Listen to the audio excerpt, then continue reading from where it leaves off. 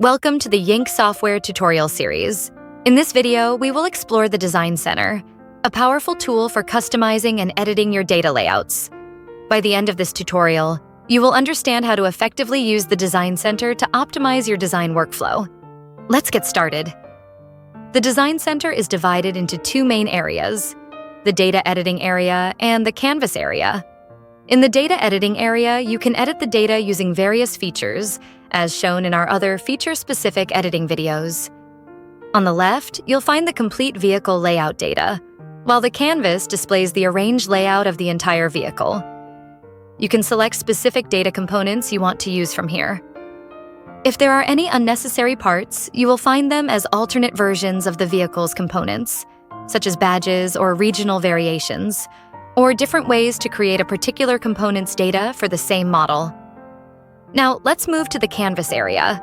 The default canvas size is 1.52 meters by 15 meters.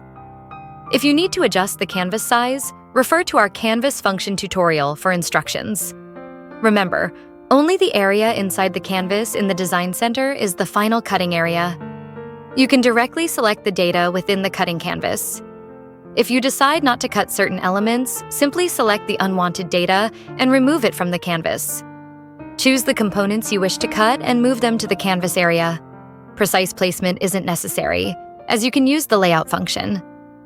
After, click Refresh to update the design.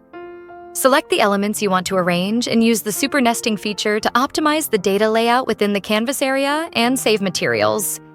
You can choose the time settings freely. Click Start to begin the process.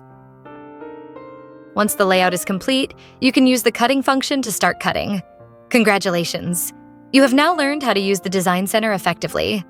Check out our other videos for more tips and advanced techniques with YINK Software.